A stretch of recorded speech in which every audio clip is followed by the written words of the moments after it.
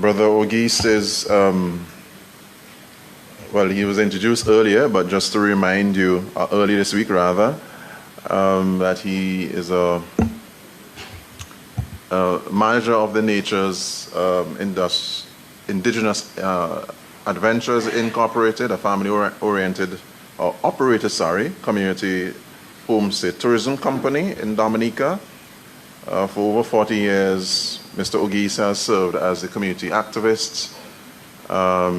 He served for about 10 years as the Kalinago chief in Dominica and has done quite a lot of work in sustainable development and so on.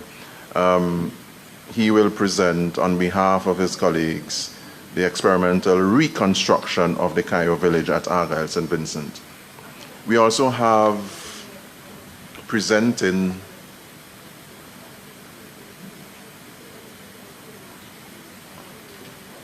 Mr. Martin, John Angus Martin.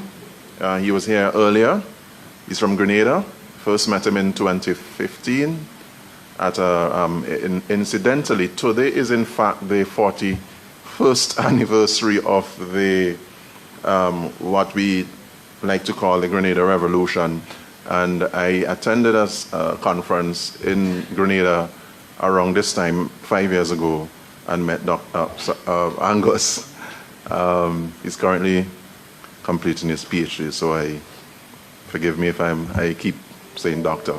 But Angus is an archivist, a researcher, and he's currently working in the Dutch Caribbean in Saba, and he's the director of the Saba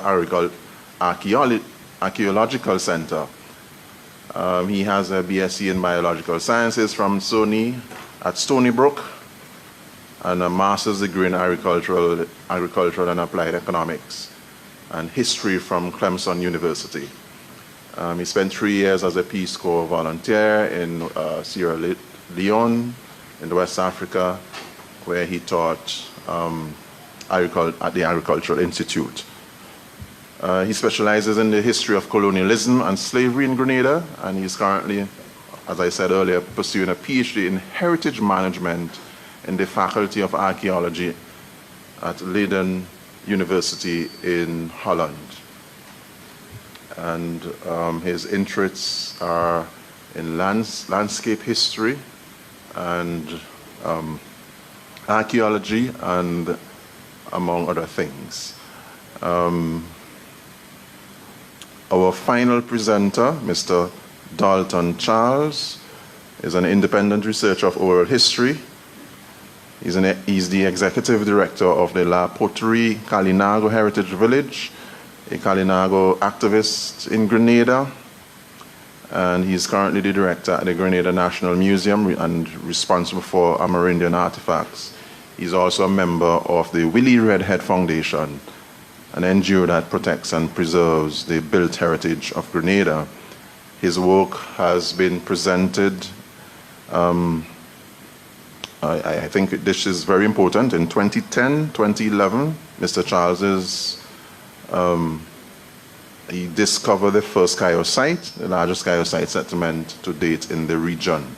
And in 2012, a presentation of his discovery was presented at the France Archaeological Congress, and of course that resulted in other things. In 2013, an MOU was signed between Leiden University and the government of Grenada to continue that work. Ladies and gentlemen, I invite our panelists to come forward, and now I invite Mr. Auguste to make his presentation. And the same rules apply. 10 minutes, if you could bring your presentation to 10 minutes so we could have a more engaging session with the audience. All right? Mr. Auguste. Please welcome him.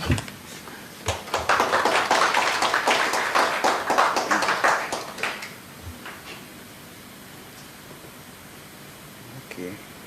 Good morning, everyone. This is a very special presentation for me because I am not an archaeologist. got my fingers on the soil in the Dominican Republic as an experiment, but I've been associated with Leiden for a while.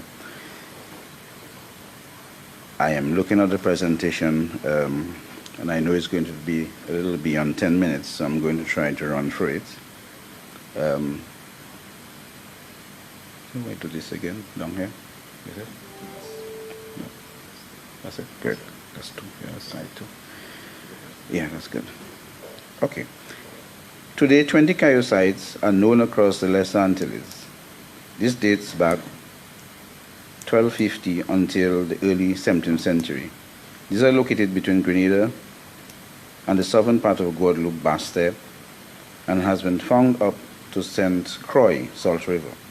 The majority of the Cayo sites, though, have been documented on Grenada and St. Vincent.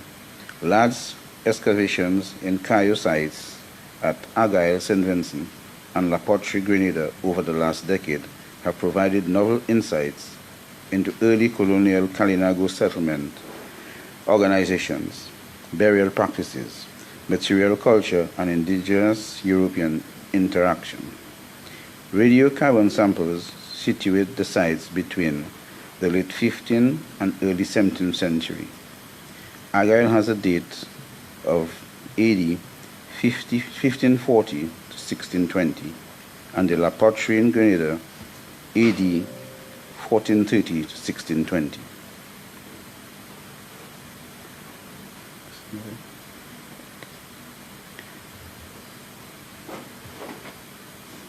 The Argyle site is located on the windward side of the island, on top of the ridge overlooking the Atlantic Ocean, next to the mouth of Yambo River in the southeastern part of St. Vincent. This is a very similar settlement pattern to Kalinago sites on other islands, like Grenada and also Dominica. Early European chronicles mentions hamlets or single households dispersed across the landscape, and that the Kalinago preferred the windward side of the island because the steep cliffs and rough seas aided in the defending of their settlements. French missionary Father Breton mentions, while constructing a settlement, not many trees were cut so as to remain hidden from the Europeans. The settlements were usually located close to the sea and close to the river where they wash and source fresh drinking water. Excavations at Argyle were carried out in the context of a rescue operation. Excavations at Argyle in 2009 and 2010 were conducted prior to the construction of the new Argyle International Airport. The site was brought to our attention by Petit-Jean Roger and Cathy Martin. Excavations took place in collaboration with students and community members. The excavations at Argyle uncovered about 300 features, which can be assigned in 12 house structures surrounding two plazas. The latter have a surface area of 10 by 15 meters and 15 by 25 meters, respectively. The houses on the plazas are thought to be related to two partially overlapping construction phases, each incorporating a series of round to slightly oval family houses and elongated men or community house. The settlement layout at Argyle concurs with 17th century village layout as described for Dominica and Guadeloupe. Breton mentions that a typical Kalinago village would include a men's house or the tabouille, and a number of small dwelling houses or manor around the plaza. Several small rectangular structures such as racks and sheds are scattered between the houses. Two of the 11 structures at Argyle were interpreted as tabouille, or large oval men houses, as can be seen in the slide. The largest of the two tabouille measures 12 meters by 4 meters. I'm running for it. The material 9 structures were interpreted as manor: small, round to oval family houses, as you can see from the post holes. They measure between 4.5 and 8 meters. In 2 of the round houses at Argyle, burial pits were found containing the dental remains of 3 individuals. The practice of burying the deceased under the house floor is also described in Breton, by Breton and other early chronicles. The material culture at Argyle gives us insight into composition and the diversity of local Kayo style, reflecting the plurality of peoples that produced and used this pottery as well into the network of other peoples, places and practices that characterized the 15th to early 17th century. Kayo pottery vessels present a variety of shapes and decorations and modeled like animals, incisions, and paintings with clear influences from the Greater Antilles and the Guianas, suggesting profound relationship with the areas. The co-occurrence of pottery from the mainland, the Greater Antilles, and the Lesser Antilles is what is now called Kayo pottery, and shows the possible role that refugees from the Greater Antilles and historically known Caribbeans and Greater Antilles settlements may have played in the formation and emergence of Kalinago identity.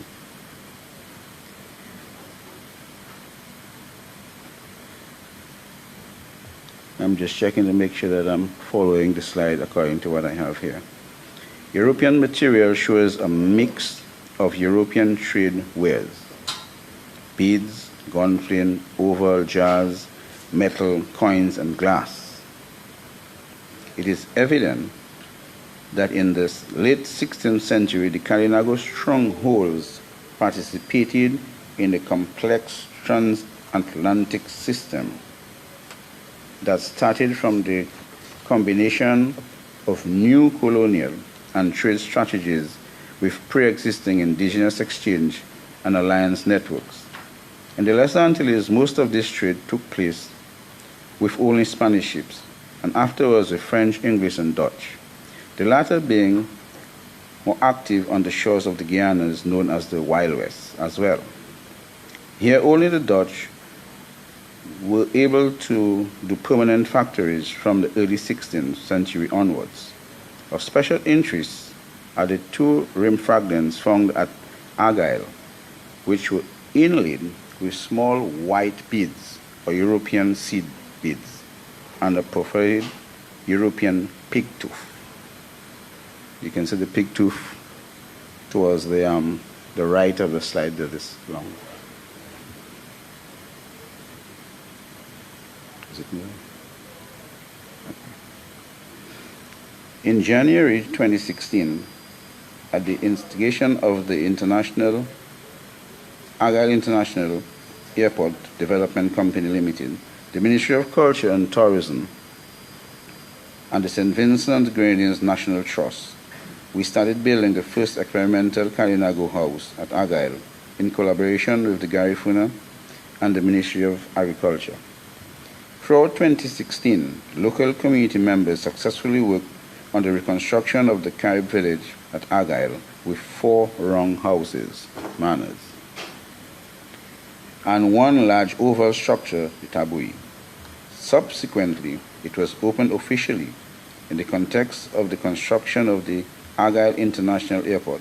St. Vincent requested the rebuilding of the Kayo village at the location where it was originally situated, next to the runway of the new airport.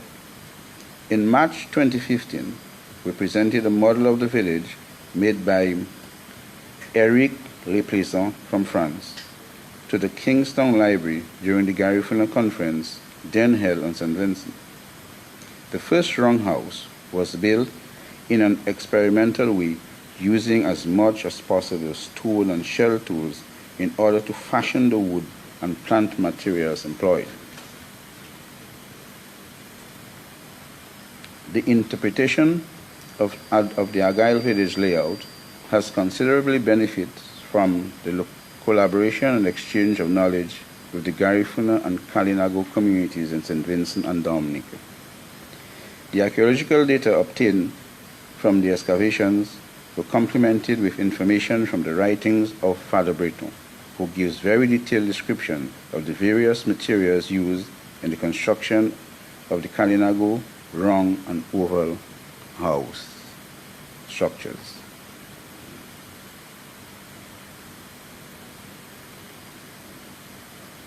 And slide 10 here shows a little bit more of the trio. Some visit that was done by Jimmy Mans in one of the trio villages in Suriname. So all that contributed to putting it together there. For the reconstructions of the houses, we use the archaeological data on the post holes, features with the ethno-historical information from Father Breton, and the ethno-archaeological data from Mans. And Mans is somebody who was doing research also from Leiden University. Jimmy Mans. Yeah. We started to make drawings of what the houses would have looked like. First, from the wrong houses. You can see all the digging took place and finding the post holes and trying to make it just what it is supposed to be. Then for the oval houses, we used 3D modeling for the reconstruction. People that you may know from St. Vincent here, we have been putting a team together for the experimental house construction of the first house consisting of Garifuna from St. Vincent and some other persons from the Netherlands who specialized in experimental buildings. Am I doing well? Materials used are close as possible to those mentioned by Father Breton in his dictionary of 1645.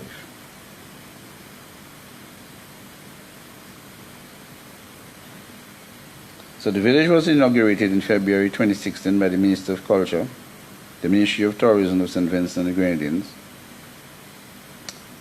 and there have been plans that the village would become one of the key interest heritage locations on the island. If these plans come to reality, it will be an extremely important step forward for the Kalinago and Garifuna communities on the island and the wider Caribbean. This village is a contribution to St. Vincent cultural heritage, documenting its history.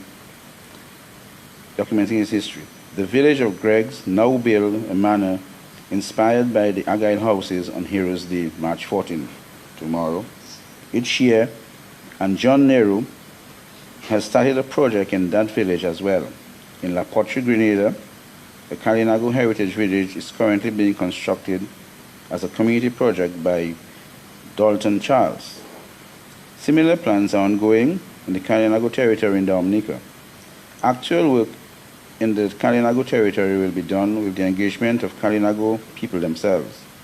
It will enable to inform us of the Kayo period.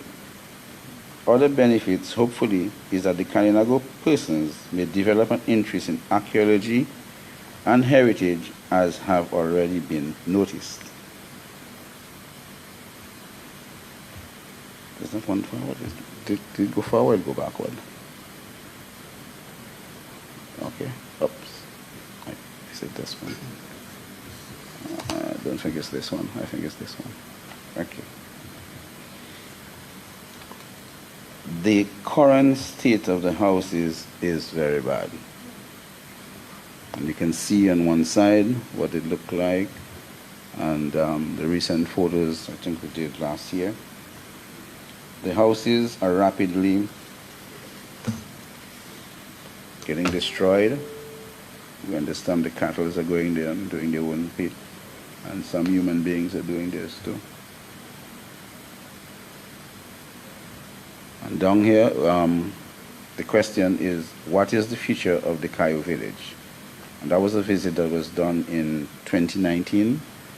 I was here myself, and we had a meeting with the Minister of Tourism,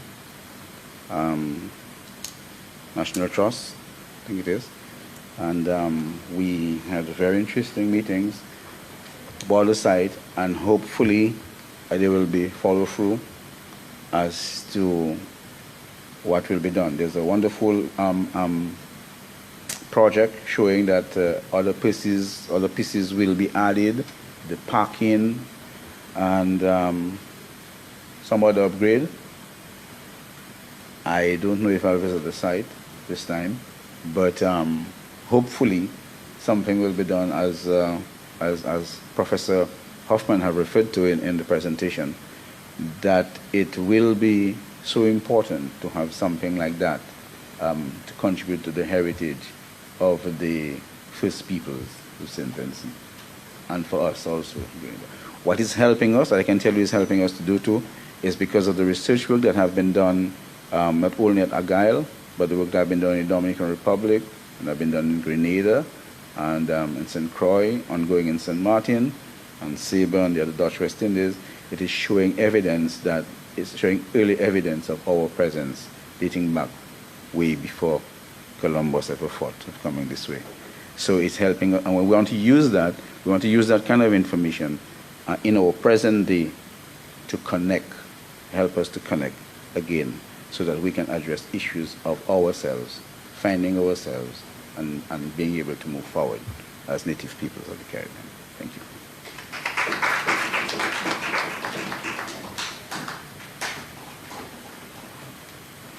Okay, thank you very much, Mr. Ogis, for your presentation. I'm sure the questions will come right after.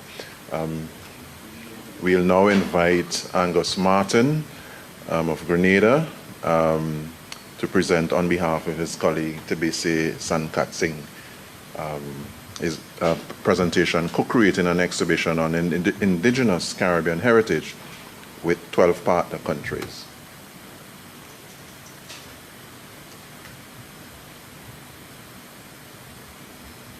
Please welcome Mr. Martin.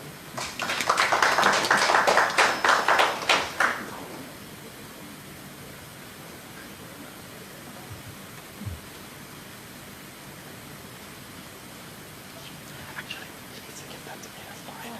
Give me mine.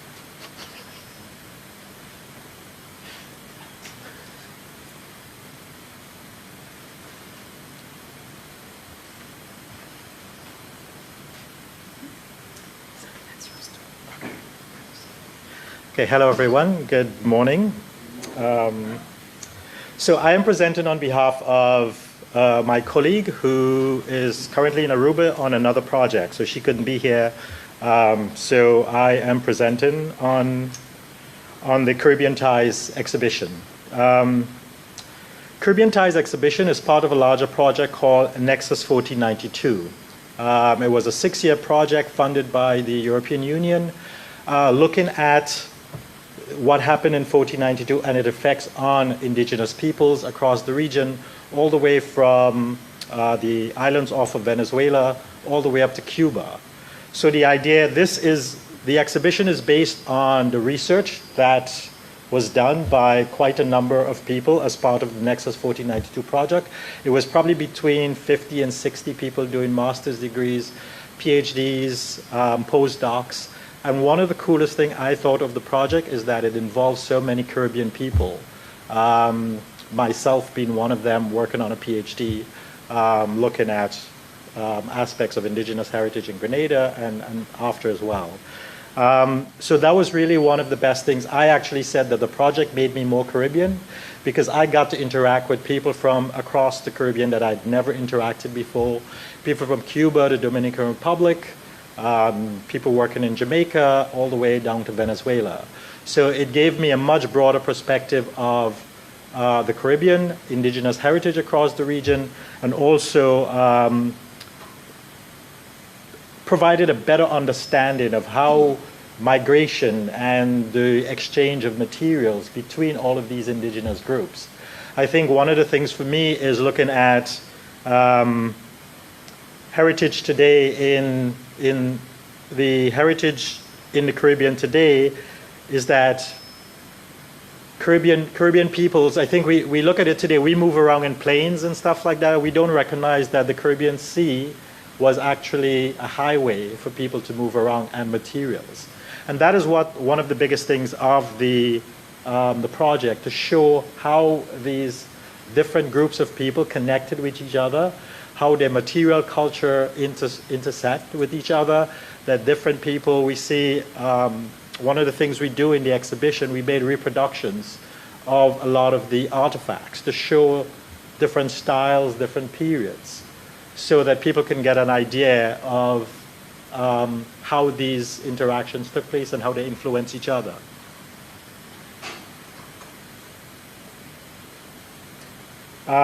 The exhibition is built, it's a module. So this actually gets broken down and put into a box, and it gets shipped all around.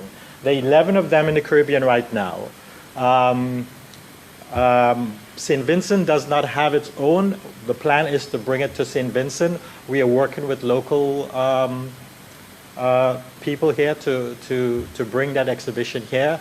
But it has been opened in probably about 14 or 15 countries so far, because it has traveled already. I did the one in Grenada, and I did the one in Saba, and in June we're actually going to move the one in Saba over to St. Martin, the Dutch St. Martin, and then it's going to go to the French St. Martin. The one in Martinique has moved over to Guadeloupe. I think it's now back in Martinique. So they keep moving around, and the idea, we do want to expose as many people as possible with this project. And this project was worked on by not just Leiden people, or not just myself who's working with the Leiden project, but with universities, with museums and heritage centers across the region as well. So it has been a continuous, a 2-year project to actually put this exhibition together.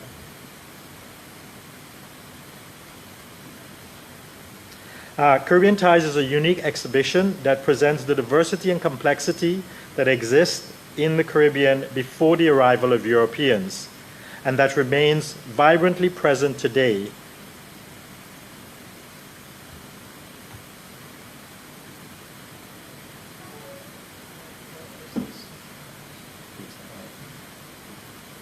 Yeah, it's fine. Yeah. Combining local, regional, and global perspectives, the exhibition connects indigenous peoples and present-day communities. It is presented in 7 different languages, including Guadeloupean Creole, Papiamento, French, Spanish, English, Dutch, and these vary depending on which island you're in as well. The idea was to also do it in Haitian Creole, but we were unable to do that.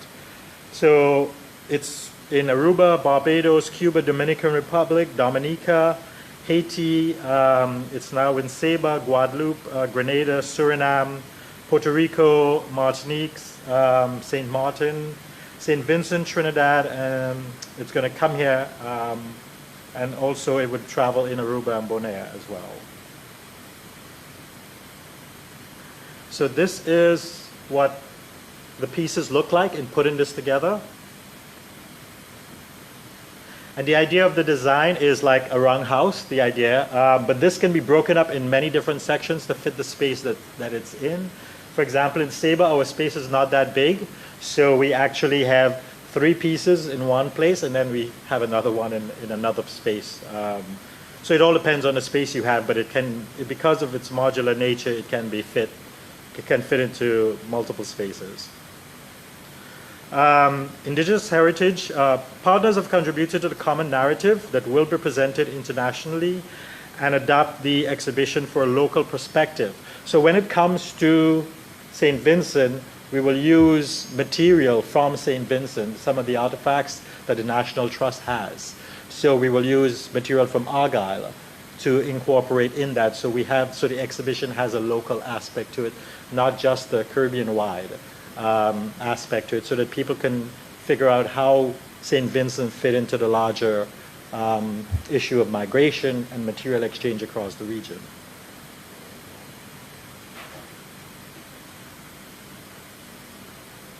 So we have 4 modules, multicultural landscape, and that looks at where we are in the Caribbean today, looking at this multicultural environment that we have today, and how did that come about, and by going through some of the history of the region.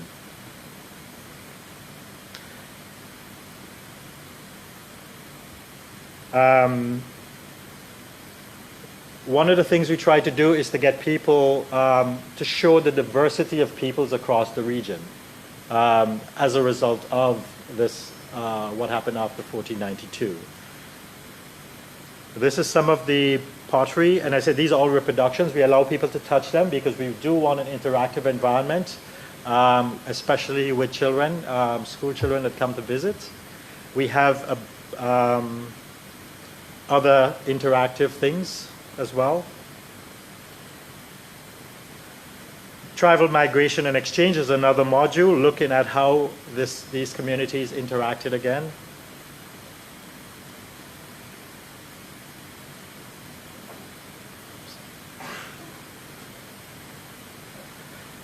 One of the things we're looking at is sometimes you find a piece of material in one country, but there is no evidence for that in that country itself. And what you realize is that that was found in another island, so it shows the connection. One of the things we have done is for a lot of the human remains, they've done tests on them, and we show that about 28% of the human remains found in an island came from another island, so that people were traveling between the islands. Changing diets and beliefs, we look at what we eat today, all of the things you eat today, and show what happened, where these things come from. Look at cassava, we look at sweet potato. And some of these things that came from the Americas have changed the world. We call Irish potato, but Irish potato is actually from South America. Maize, corn. Sweet potato had a big effect in southern China in terms of the population changes that took place there after it was introduced. Cassava is probably still more popular today in West Africa. As you know, fufu, if anybody have ever heard of fufu, but that was brought to West Africa, and then it became popular in gardens that the enslaved people maintained because they were familiar with it even before they came here, because it was brought so early to West Africa. So we look at a lot of the foods and stuff and show people that what the indigenous people ate before Europeans came, we eat them, much of it today. Peanuts, peanut butter, we do it packaging differently, but it's all the same. And we look also at beliefs and how that still impact. You go to places like the Dominican Republic, you will find people using indigenous heritage as part of their religions that they practice today. They use bodies of water that were sacred to indigenous peoples, and they continue to use those today.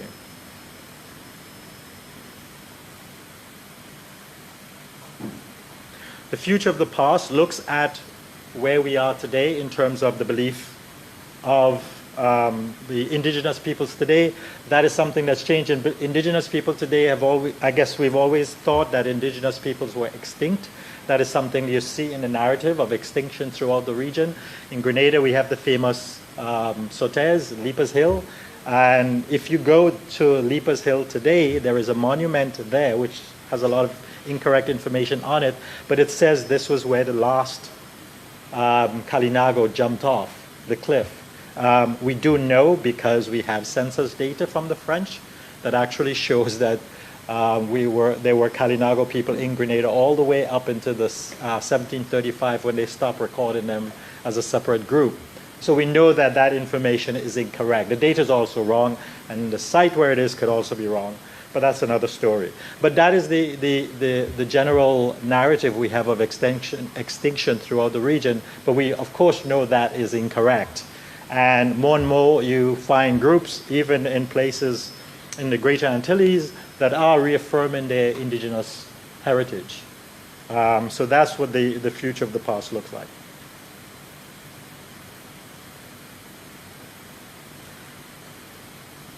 We also have a documentary that goes along with the exhibition from different again, like, trying to incorporate as much of the work that has been done throughout the islands. One of the picture on the lower right, it's actually recovering human remains from wave action that has been destroying the coast in Grenada, in Sotez.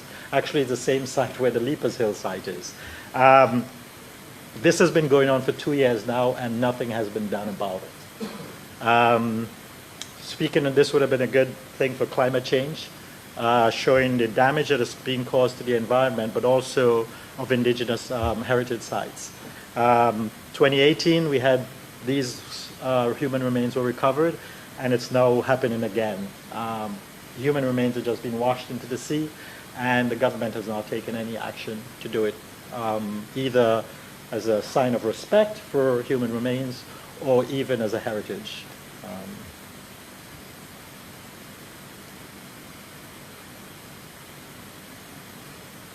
So we hope that this exhibition would get to St. Vincent pretty soon, and we will definitely let people know when it's going to be here.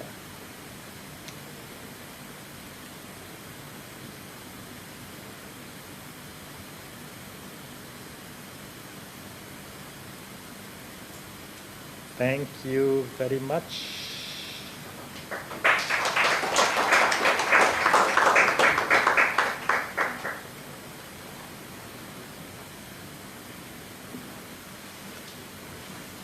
Okay, thank you very much, Angus, for your presentation on behalf of your colleagues on the Nexus 1492 project. Sorry. May I now invite Mr. Dalton Charles, who is an independent researcher and one of the primary persons engaged in the Cayo project in Grenada. Please welcome Mr. Charles.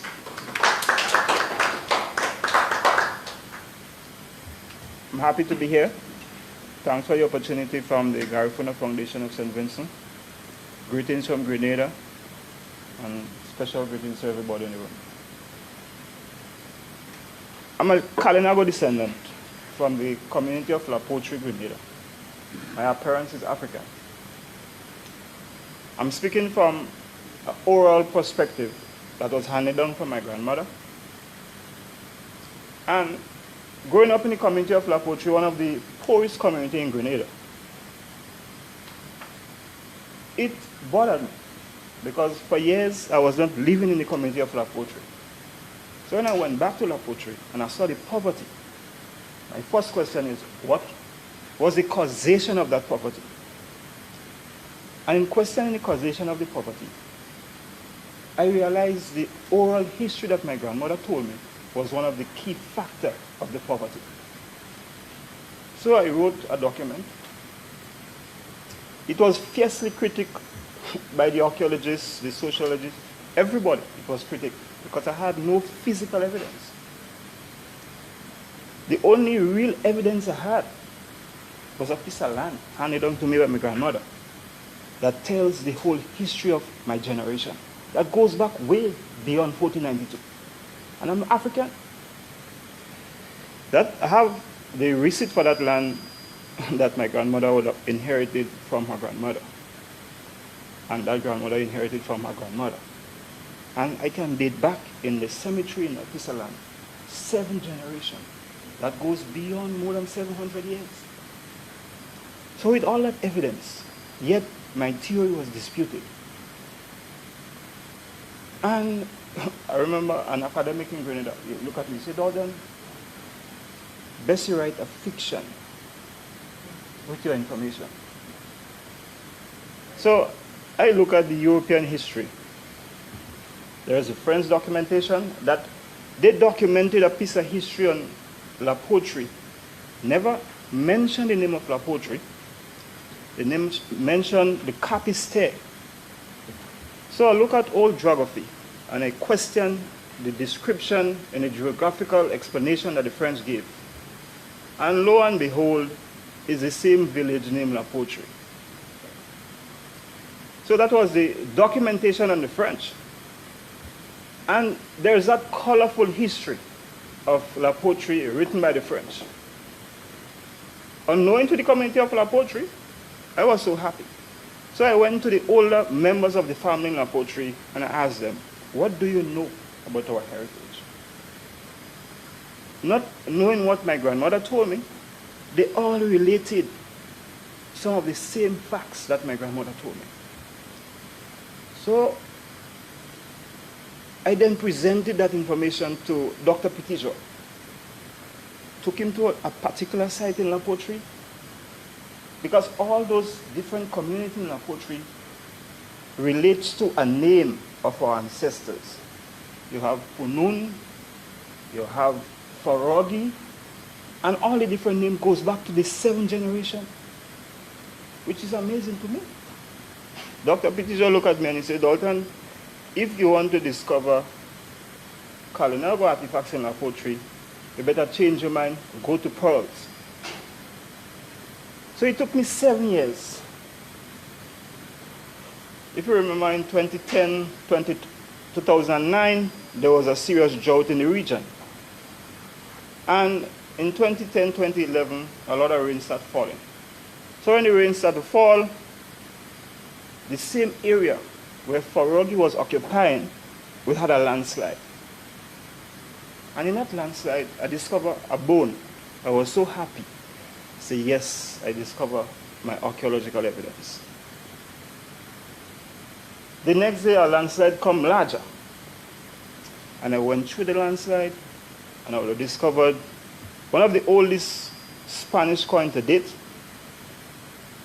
And I discovered 4 Spanish coins. One that marked 1501, one that shows the effect of the 14th century when the Jews was expelled from Spain, that show clipping, a sign of clipping, and I have those coins here with me. And Trojan of artifacts I discovered. Leiden University, well, we presented that artifacts in the presentation in France in 2012, and then Leiden University got interested in the artifacts, and we did a continuation of the excavation in 2016. Leiden don't have their perspective, I have my oral perspective. And in trying to dispute the claim of my grandmother, I am trying to dispute the claim of my grandmother, because I know it looked like what we perceive to be a Kalinago. You might look at my sister from Guyana and Suriname and say, well, this is a Kalinago. Dalton cannot be a Kalinago. He look African, you know? But I cannot doubt I'm the grandson. I'm the only grandson of my grandmother. My mom was the only child of my mom. So am I not Betty's child? Am I not Eva's child, grandchild? So in questioning all this stuff, I realized, you know what? Comparing the history of my grandparents and comparing the archaeological evidence and comparing the French evidence, the French would have identified 2 races in Grenada, the Galibes and the Caribes. And that was in 1649. In 1552, another European will identify 2 different sets of people in Grenada. In 1629, one guy, a commander from Holland himself, would have also identified a different race, 2 different races in Grenada. Matter of fact, he landed, when he came to Grenada in 1629, he landed in the southwest coast of Grenada. And the Caribbean, they would have told him there is a different, and the word different to me is very significant. They didn't identify as black, but they said different, and it means, to me it's very significant. He said there is a different group of people that live in, and the description is exactly La Poterie. And you know what happened? In 2016, I discovered a piece of artifacts that linked directly to the Dutch pottery discovered in Grenada. And the date of that pottery goes back directly to the 1624 period, 1625, 1629 period. So the Dutch that was in Grenada, that was documented he was in Grenada, he lived beside of his own evidence in the community of La Poterie. The French talk about going to La Poterie and they defeated the community of La Poterie. But that community remained Carib. It remained indigenous. It remained African. Up to today, we have a celebration in La Poterie called the Saraka. It's African, and it dates back long before slavery. Even the location where it is held is long before slavery. And all this evidence, I know we have, how could I say, La Poterie, the Africans of La Poterie, is connected to the Africans of St. Vincent or the Africans elsewhere in the Caribbean? Well, the French themselves give the evidence, even though we have the archaeological evidence now that shows that some of the exact artifacts that were discovered here in Argyle, in St. Vincent, originated from the community of La Poterie. The very said clay that originated from La Poterie is what was used to manufacture some of those pottery that was discovered in Argyle. That is one. In 1657, when the Carib felt that they were being defeated by the French, a great chief by the name of Bessot. We had three great chiefs in La Poterie: Bessot, Chief Antoine, and Chief Ward. Chief Bessot, one of the French governors described him as the best negotiator. They say he can negotiate and turn any barbarian into a decent man. So Chief Bessot decided, look, we need peace. And the governor told him, he said, look, if you want peace, you have to get all the Caribs through the island, because the one in St. Vincent look like the one in Grenada. The one in Tobago look like the one in Grenada. The one in South America, Venezuela, Northern Coast looks like the one in Grenada. How could we sign peace with you? Next thing, those from St. Vincent come down and they create a problem and they say, it's not us. And it could be well you. So Chief Bessot had the task to go through the entire Caribbean. And that was the first Caribbean unity to me in 1657. On the 10th of December, they ratified peace. And they mentioned that 40 Caribs from St. Vincent came to Grenada and ratified peace on that day, the 10th of December. So that shows that the people of La Poterie, the people of St. Vincent, was one. I'm a living example. I'm living genetics of that originality of African descent long before Christopher Columbus. Now, where the origin of the Garifuna came from? Buffon, who gave us a 1635 date, or William Young, who gave us a 1675 date. Two different conflicting evidence, one the French, one the British. I'm sticking to my original. Now, I have coins here that started in the 14th century from Spain. And I think that was the beginning of our downfall of our culture, of our heritage, that was written in lies. And I have a plant that I discovered in St. Vincent recently. That was the greatest plant to our indigenous people. It's a medicine plant called cohoba. Cohoba was wiped out by the Europeans because of the fear. In the community of La Poterie, they would tell you, there's a lot of myths of La Poterie. If I go to, you take me the whole day to describe and to give you the oral and the rich history of La Poterie. But the cohoba plant, and we know today, I have some seeds that I would give to everybody who has much. We know today the chemical components is DMT, serotonin, and bufotenin. And they say that DMT open up your pineal gland and you could see way into the future. Now, our ancestors tell us that they used that plant to communicate with God. And they destroyed it because of fear. They eradicated throughout, or even our ancestors today that would have had an isolation among the African community have no idea of this plant and the use of the plant. And as a result, we lost our culture. But from the beginning to the end, we need to piece what we have in Grenada, what we have in St. Vincent, and what we have throughout the region. We have to fight and piece it together. I'm constructing a village in Grenada at the moment. And even though it's from the 16th century, it's futuristic. My grandmother moved away from burying in the family cemetery that hold all our ancestors because my mom died first. So she wanted to bury next to my mom in the yard. And I constructed a mud house from the same archaeological evidence that we got the largest roundhouse. Construct a mud house, and they are engulfed in that mud house, retaining the history and the importance of our people, that the spirit is within the house. And I developed methods and construction ideas that indigenous people could use to construct mud house that is simple, but is futuristic. With the modern glass windows and the modern electricity, or whether it's from solar or wind power, that we could go into the future. And I allowed it to combat the elements and see how long it will last and what the effect would happen on the mud. And it's standing like the Wall of China, the Great Wall of China. You know, and this is the way forward. I want to go with the community of La Poterie. The rich history of La Poterie that led me to discover the site in La Poterie, I compare it to Lance Meadow in Canada,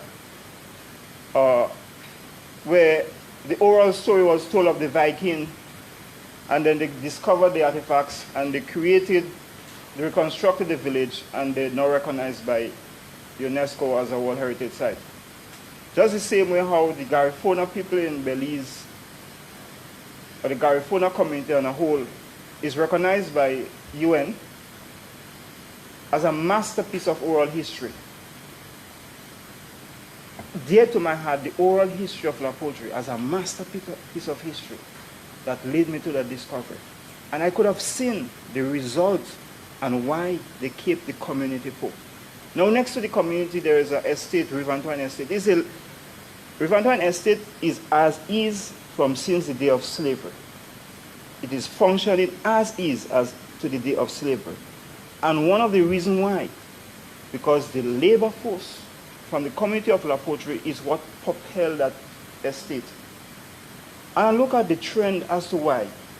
The children of La Poterie, when they go to Tivoli RC School, they are placed in the B class, which is disruptive, dysfunctional.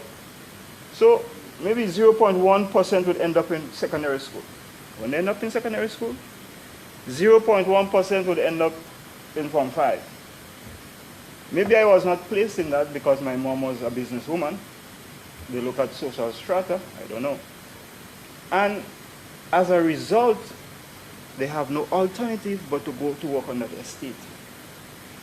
And up to today, I mean, it's a mecca for Grenada that boasts of the only water wheel estate that operates and process sugarcane as was done from the 17th century. For one aspect, it's good. But for the community of La Poterie, to me, it's a problem.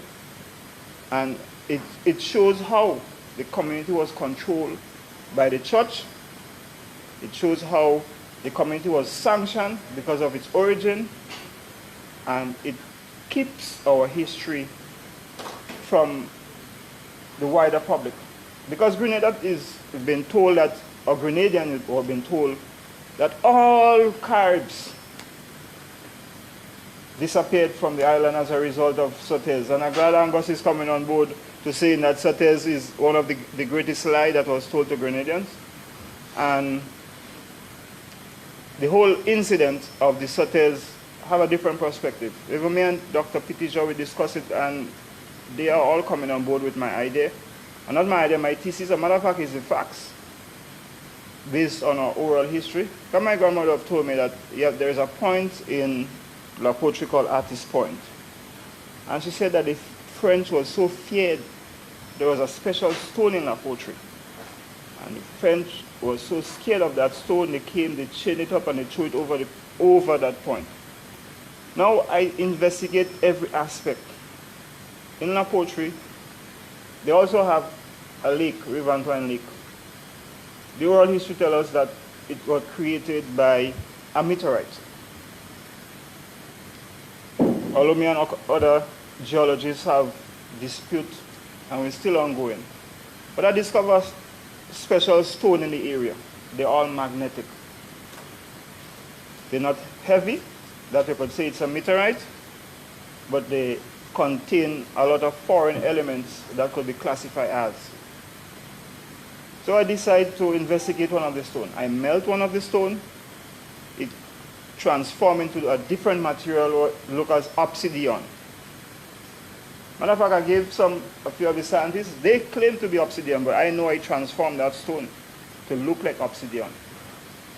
And a lot of stone that should not have been magnetic in the community is magnetic. There's still a lot of ongoing research, a lot of unanswered questions, but I think La Poterie holds a lot of archaeological evidence and new archaeological evidence that could really, without any doubt, prove our African origin way before 1492. And in time, I know the critics, like how the critic Van Sateman, I know the critic is out there raging. I'm prepared for them because a lot of the pottery, when I look and compare the Mandingo in West Africa and the Fulan, all these were part of the Malian Empire. Those exact features are there on pottery that are discovered in our pottery. Exact features, exact method. You know, it's amazing. It's a lot of questions that, but we as a community, we need to look at those evidence and not taking the old evidence that was presented to us as reference. Because if we continue to do that, we'll always be wrong. We have to question it and look elsewhere, you know, and look at the transmission of that culture into our culture and what was retained, the agriculture. My grandparents and great-grandparents, their graves are marked by a calabash tree or what we call boli. There's only about 3 concrete graves that were dated and it could go back to 1901, but all the other graves are marked by calabash tree. And that is a culture of the Africans, you know. And my time is almost up. So the end of our religious culture, the beginning of the European destruction, and our outlook as a people will change forever. Thank you.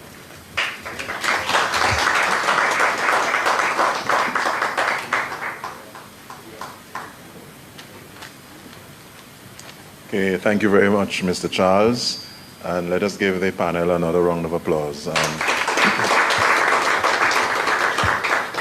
Mr. Auguste, Angus, and Dalton.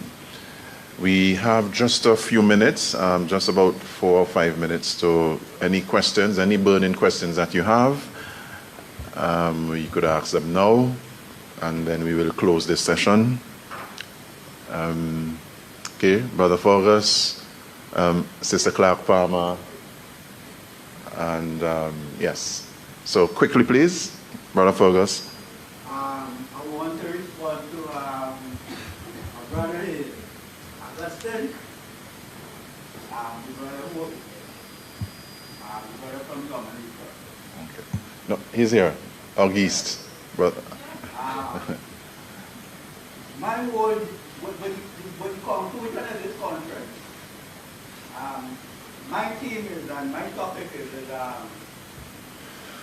the Amerindians of the Americas have contributed to world culture and world civilization. I want to underline that, and I want to say that here and leave it feeling good. They have contributed in terms of zoology, botany, biology, diet, medicine. I was born and went Kingstonian. And Kingston itself is a reflection of American history. Before it came Kingston, the French used to call it, and that's good because that's the other Kingstonians together in the history of Kingston. The French used to call it the Bay of St. Anthony. And then before that, the Caribs used to call it Ushiguni. Now from that as a teacher, I will tell you, Kingston, Ushiguni, and Mexico City had the same origin. Kuto. Buenos Aires, Port of Spain, because all of these settlements start as Amerindian settlements.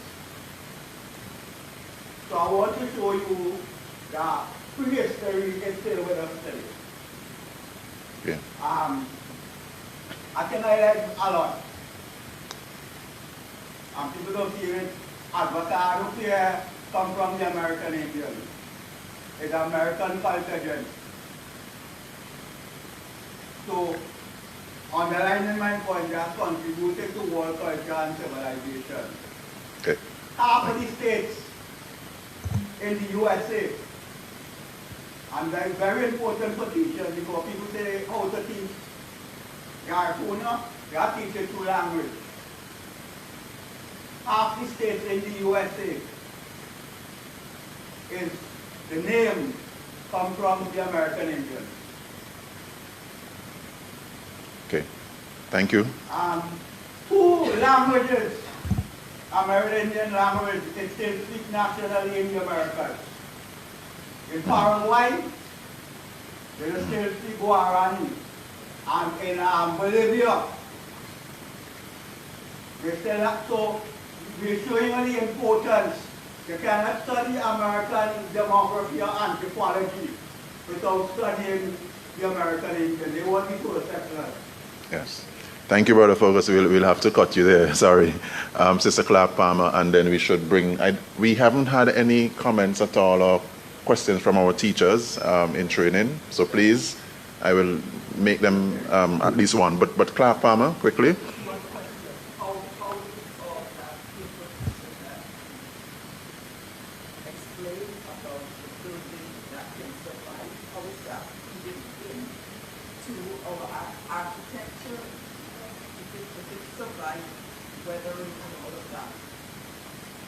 Okay. Okay, so we'll take Vanessa and then teachers, and then we'll ask the panel to respond in any particular responses. Yeah. Just wanted to comment and acknowledge the work of current development and some of those projects in the kind of age of the education. And I'm sorry that this morning we don't have the presence of people from the Ministry of Tourism or any others from the Committee of the Caribbean Village. Or did my little contribution to the building. Actually, I'm one of the pictures myself, which is downtown with presence. That was very nice for me to bring you there and do the little help too. And it's very ashamed. I mean, every time I go and look at the village, I feel very ashamed that we left the village in the shape that it is today. So I know that there's projects, and I'm really like, I'm sorry that there's no one here to tell us how far we are on those projects. On the erosion, on the impact of the climate change on indigenous heritage, we have the example here of ISO that's completely losing past the area where there is cemetery, and we can go there now and we just bones coming out of the beach side, and there's a see that we should be as well on the river. But it's just other issues, but it's not private land. And regarding the Dutch boats being around, I know that Thierry Leton, who is in Guadeloupe, will tell you that for him, the first ship actually that wrecked around that from the origin of the black people that came here and Garifuna is from 1611. So we trace those shipwrecks that before, and I'm sure that there's just something to do. Okay, thank you. Any of our teachers in training, and any particular questions you have for our panel? A lot of what we said today points back to you as leaders, as persons who guide our young people and our children. Any particular questions for our panel?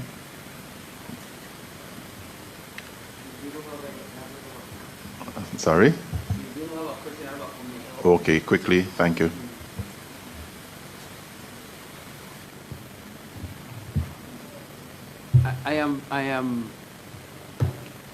I'm so intrigued in this conference, right?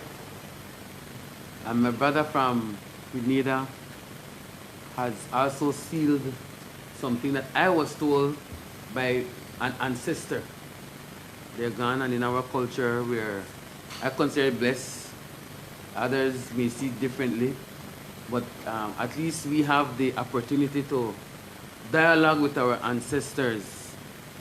And he told me that, like I said yesterday, that the Garifuna were not only centered here in Urume, because some of them left to the different islands and saw their relatives or whatever and stayed.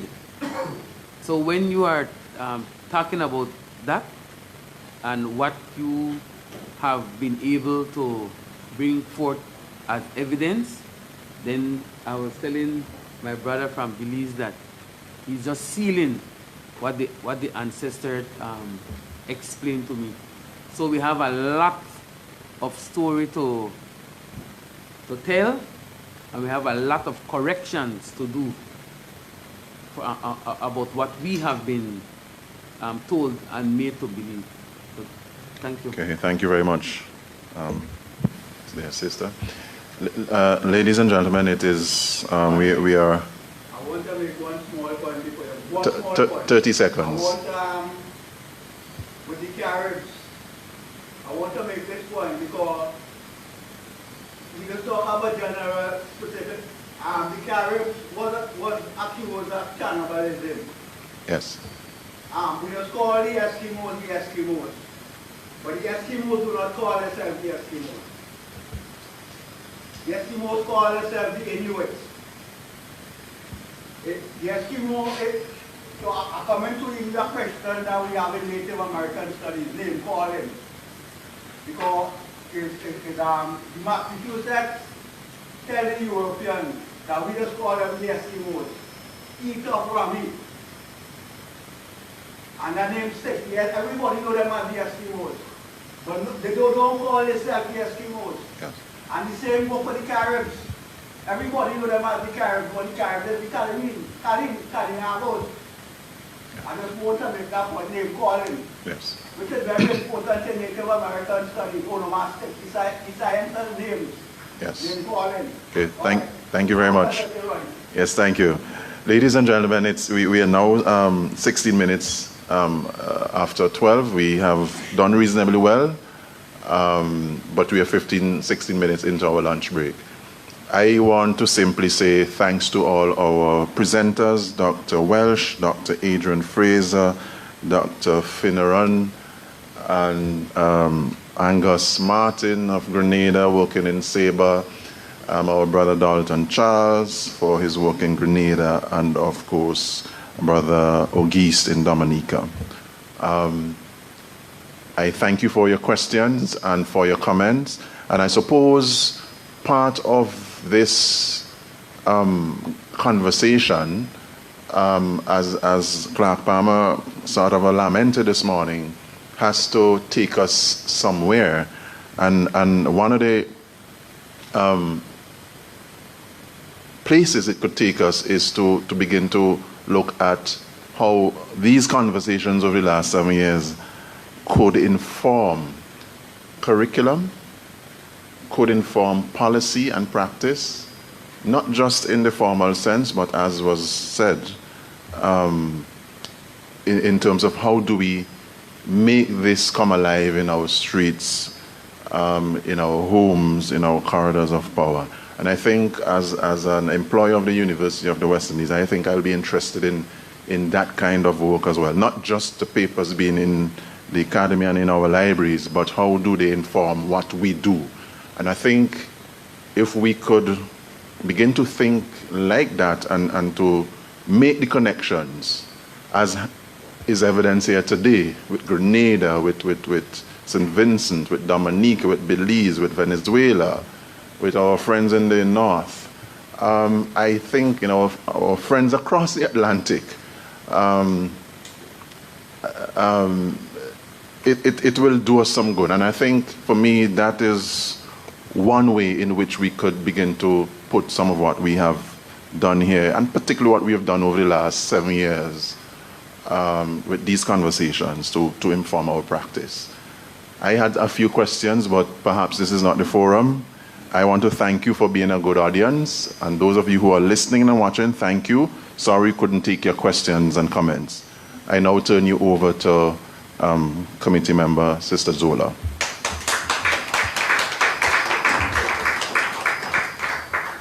Thank you, Ronnie. Thank you, members of the panel. We just have a few closing remarks before we end the conference, which is where we're at now. We have come to the end of 3 very interesting, very purposeful days here at the 7th International Garifuna Conference. We have learned a lot about the links, what joins us from South America to North America, and including the Caribbean, especially the Caribbean. And particularly, we have focused on the Garifuna heritage and culture, but that has not been all we have talked about. We have talked about our indigenous roots, our African connections, and even our European connections. The work that we do at the Garifuna Heritage Foundation is based on this kind of collaboration. We are very pleased that we are able to draw on the resources, the human resources, the financial resources of not only here locally, but from overseas. And we're very, very grateful and appreciative of all who have contributed to our efforts. We want to extend and continue these conferences in the future, and hopefully we will grow from strength to strength and make them more inclusive of the particular areas that we have not been able to include, such as South America, but we can also extend to indigenous communities in other parts of the world, Australia, and other communities that we can learn a lot from. But everything takes time, and we are sure that the process is going to continue. At this point, I want to say on behalf of my organization, the Garifuna Heritage Foundation, but also our collaborators, UWI Open Campus, St. Vincent, and the Impact Justice Project, a warm thank you. And we will now want to ask our rapporteur, Ms. Julita Edwards, to give us a summary of what we have discussed over the past 3 days. Let us welcome Mrs. Edwards, please.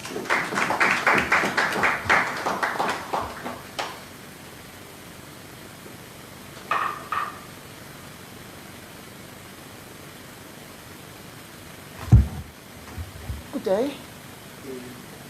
Thank you, Madam Chair. I thought I was going to be let off from this, but obviously I'm not. Okay, so the conference was opened by a particular eminent person working at UE, Mrs. Deborah Dalrymple, and she was very, very informative and very clear in her remarks in terms of the importance of this particular forum.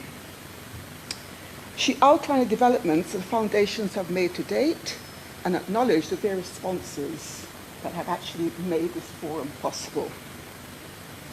Mrs. Williams also briefly outlined the struggles and the resistance that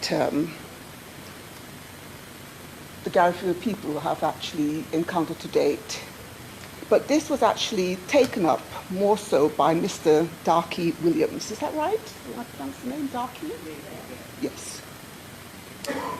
Darky followed up Mrs. Williams' comments by actually looking at the ways in which the foundation came about and talked about the importance of maintaining the work of the foundation. Also, he emphasized the fact that we need to actually encourage more young people in St. Vincent to get involved in this work. He was particularly concerned that the current status of the foundation was one in which there were a number of what I like to call young people.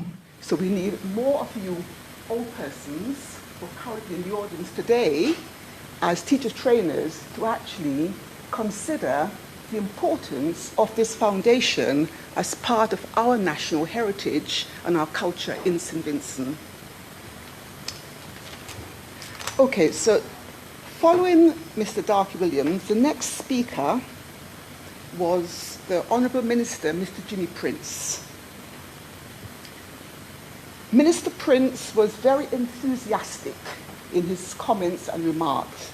He thanked the Heritage Foundation for the work they've done so far, but he also made a very important point, whereby he said currently the work of indigenous people and the work of the Garifuna Foundation is in the hands of academia. What he said he would like to see is for more Vincentians, more nationals to actually embrace and become part of the discussion in terms of how we take forward the indigenous people, the Garifuna heritage in St. Vincent and the Grenadines. And if I can quote from the minister, he said, currently the cultural development and cultural heritage is the prerogative of academia. Local people, nationals, must consider how they become part of that discussion and how they retain that knowledge, how they can be empowered by becoming part of the forum that actually embraces and have responsibility for carrying forward our culture and our heritage. I'm sorry, I'm going like a horse's pace here now, but I'm mindful of time, Mr. Chairman. Following the minister was the Minister of Tourism and Culture. Now, Mr. Cecil Mackey was absolutely, in my view, very, very enthusiastic and thanked the foundation for the wonderful work and the fact that the work and this particular conference is testimony to the fact that it's now more or less very much a part of our particular culture in St. Vincent that we are able to hold what is the 7th International Conference in St. Vincent, focus on the issues around indigenous people and in particular the Garifuna struggle. The minister also outlined the various activities that his ministry was promoting and was heavily involved in for this particular month of national heritage. And in particular, I'll point to the fact that he identified that there's going to be an art forum, a museum, whereby local artists and people involved in crafts, including people involved in indigenous Garifuna culture, would be able to exhibit. So I think that was a very interesting discussion. I'm not going to read all of the other items that he identified.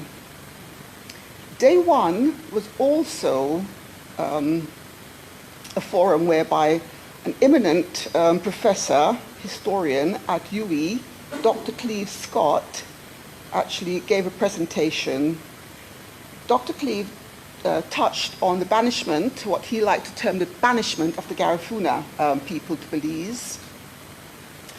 He also raised a number of very important issues, and he stated that cultural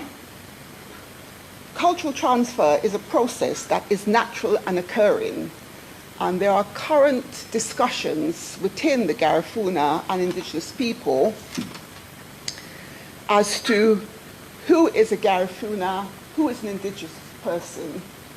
But as we know, that culture is a fluid issue, and the issue around dialect, language, etc., are things that need to be explored, and for the peoples, Garifuna peoples and other indigenous people to come to terms in terms of coming to an understanding as to what that means for us all.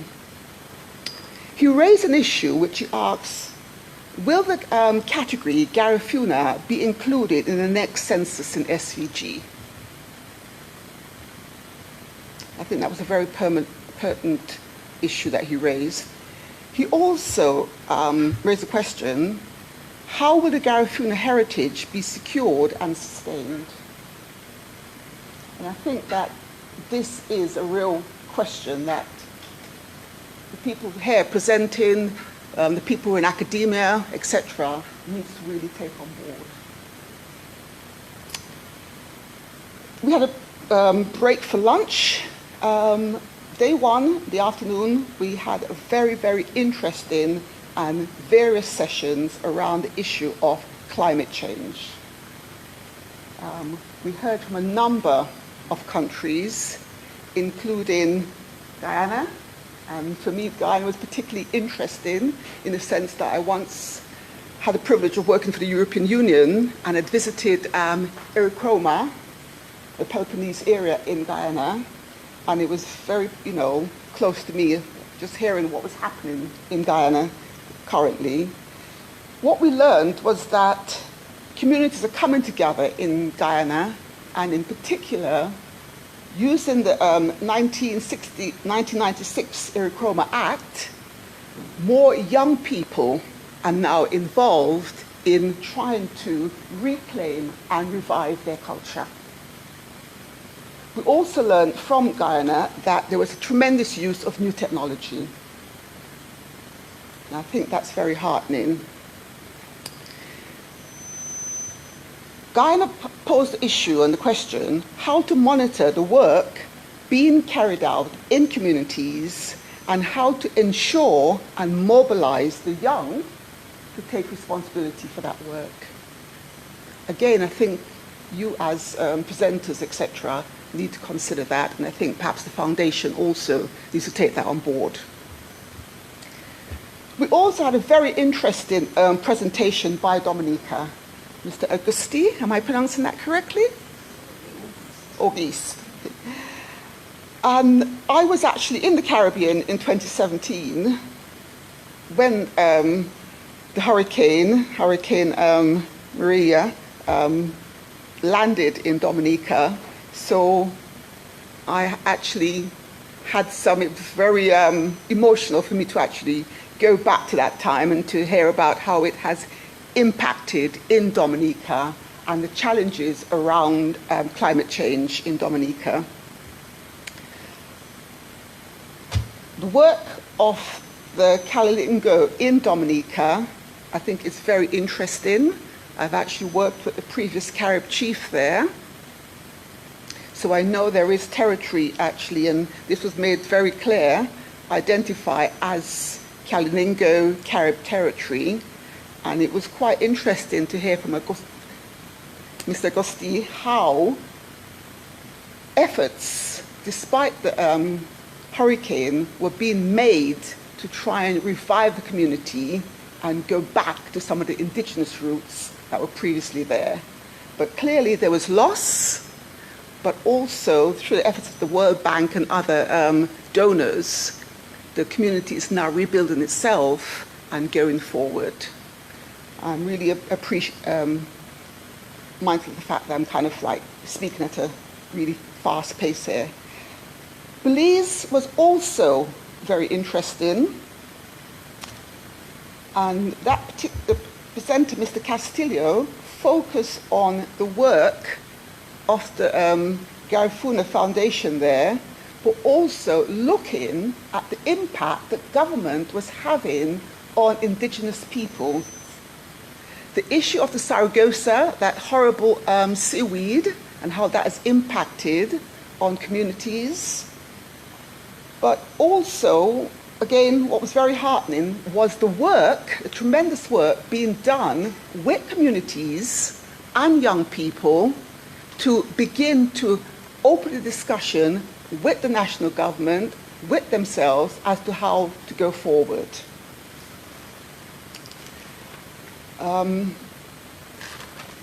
Belize was particularly interesting in the sense that Mr. Castillo outlined the fact that after Australia, the barrier reef in Belize is one of the world's second most important barrier reef, but there is tremendous impact as a result of global change on that particular barrier reef. He also pointed to the fact that there's been a tremendous loss of mangroves in Belize. The communities have lost a lot of money from income related to tourism because of climate change, flash floods, etc. But again, he outlined a tremendous work being done to try and actually take responsibility among the communities to revive and go forward. I'm rushing along. Still at day one, we looked and we had a presentation from a representative from St. Vincent, Madame Miller Findley.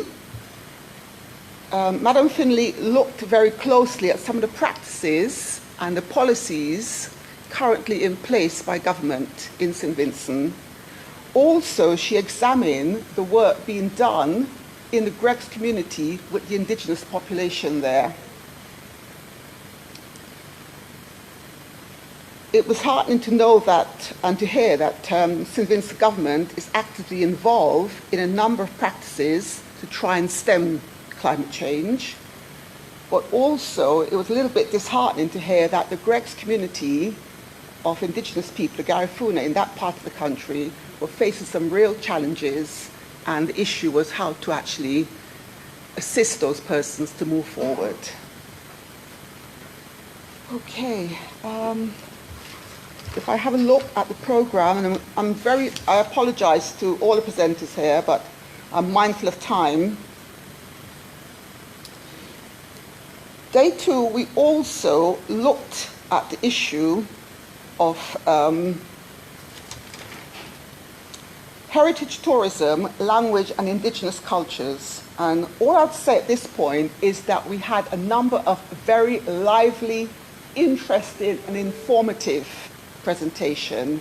And I think it's been a learning curve for all of us in terms of what's happening in the various communities around heritage tourism, language and culture. The afternoon was particularly interesting in the sense that we had a presentation being read in French and then given in Spanish and then interpreted in English. So that was a very interesting presentation, I thought. Again, I think there was a lot of issues being raised. I think there's a lot of research going on with indigenous persons, and I think we're very fortunate to actually be able to hear about some of those interesting forums and work being done there. I've been charged, thanks to Madam Chair here, to actually write a report. So what I'm trying to do is to give you a little synopsis of what I've actually learned here. So I'm looking to actually have possession of all the various presentation and then to actually present a report to the foundation. I'm not going to talk about day three because you're all present here. But for the time being, is there anything anybody wants to ask me? No? Well, thank you for your time and your attention. Good day. Thanks. All right. Well, we have come, as I said, to the end of our session. We have our language workshop this afternoon commencing at 1 at the Peace Memorial Hall, to which you're all invited. Our facilitator, Ms. Dr. Gwen Eunice Gonzalez, will be facilitating that workshop promptly at 1 o'clock sharp. With that, I wish to say thank you for your presence again, and we hope to see you next year, same place, same time.